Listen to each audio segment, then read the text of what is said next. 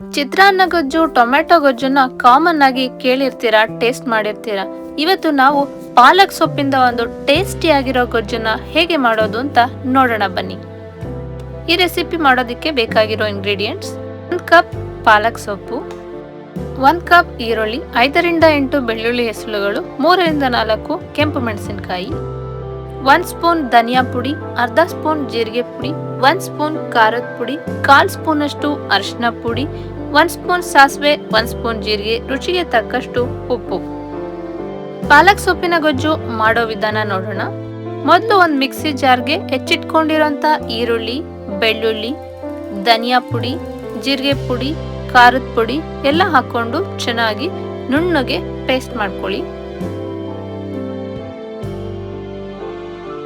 ನಂತರ ಒಂದು ಪಾತ್ರೆಗೆ ಎಣ್ಣೆ ಹಾಕೊಂಡು, ಎಣ್ಣೆ ಬಿಸಿಯಾದ ನಂತರ ಸಾಸಿವೆ ಜೀರಿಗೆನ ಹಾಕೊಂಡು ಒಗ್ಗರಣೆ ಮಾಡ್ಕೊಳ್ಳಿ.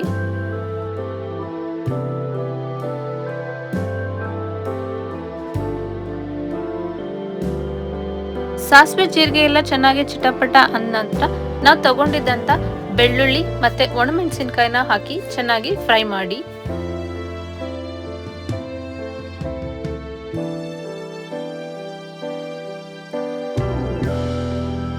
ನಾವೇನ್ ಈರುಳ್ಳಿ ಎಲ್ಲ ರುಬ್ಕೊಂಡು ಪೇಸ್ಟ್ ರೆಡಿ ಮಾಡಿ ಇಟ್ಕೊಂಡಿದ್ವಲ್ಲ, ಅದನ್ನ ಹಾಕೊಂಡು ಚೆನ್ನಾಗಿ ಫ್ರೈ ಮಾಡ್ಕೊಳ್ಳಿ. ಆ ಪೇಸ್ಟ್ ಅಲ್ಲಿರೋ ಹಸಿ ವಾಸನೆ ಎಲ್ಲ ಹೋಗ್ಬೇಕು, ಮತ್ತೆ ಅದು ಎಣ್ಣೆ ಬಿಡೋಕೆ ಶುರುವಾಗುತ್ತೆ ಹಸಿ ವಾಸನೆ ಹೋದಾಗ. ಸೊ ಅಲ್ಲಿವರೆಗೂ ಮೀಡಿಯಂ ಫ್ಲೇಮ್ ಅಲ್ಲಿ ಇಟ್ಕೊಂಡು ಚೆನ್ನಾಗಿ ಫ್ರೈ ಮಾಡ್ಕೊಳ್ಳಿ. ನಂತರ ಅದಕ್ಕೆ ಸ್ವಲ್ಪ ಅರಿಶಿನ, ರುಚಿಗೆ ತಕ್ಕಷ್ಟು ಉಪ್ಪನ್ನ ಹಾಕಿ ಮತ್ತೆ ಚೆನ್ನಾಗಿ ಫ್ರೈ ಮಾಡ್ಕೊಳ್ಳಿ.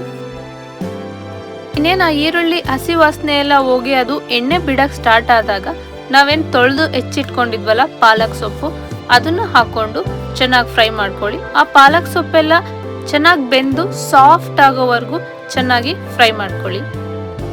ಪಾಲಕ್ ಸೊಪ್ಪೆಲ್ಲ ಚೆನ್ನಾಗಿ ಬೆಂದು ಸಾಫ್ಟ್ ಆಗಿದೆ ಅಂತ ಗೊತ್ತಾದಾಗ ಸ್ಟವ್ ಆಫ್ ಮಾಡ್ಕೊಂಡ್ರೆ ಪಾಲಕ್ ಸೊಪ್ಪಿನ ಗೊಜ್ಜು ರೆಡಿ ಆಗಿರುತ್ತೆ.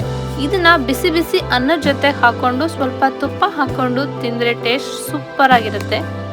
ಪಾಲಕ್ ಸೊಪ್ಪಿಂದ ತುಂಬಾನೇ ಹೆಲ್ತ್ ಬೆನಿಫಿಟ್ಸ್ ಇದೆ ಅಂತ ಎಲ್ಲರಿಗೂ ಗೊತ್ತಿದೆ. ಸೊ ಈ ಟೇಸ್ಟಿ ಆಗಿರೋ ರೆಸಿಪಿನ ಎಲ್ಲರೂ ಒಂದ್ಸಲ ಟ್ರೈ ಮಾಡಿ ನೋಡಿ. ಟೇಸ್ಟ್ ಹೇಗಿತ್ತು ಅಂತ ಕಮೆಂಟ್ ಸೆಕ್ಷನ್ ಅಲ್ಲಿ ತಿಳಿಸಿ. ಇದೇ ತರ ರೆಸಿಪೀಸ್ಗೆ ಕ್ಯಾಮ್ರಾ ಕಣ್ಣು ಯೂಟ್ಯೂಬ್ ಚಾನೆಲ್ನ ತಪ್ಪದೆ ಸಬ್ಸ್ಕ್ರೈಬ್ ಮಾಡ್ಕೊಳ್ಳಿ. Thanks for watching.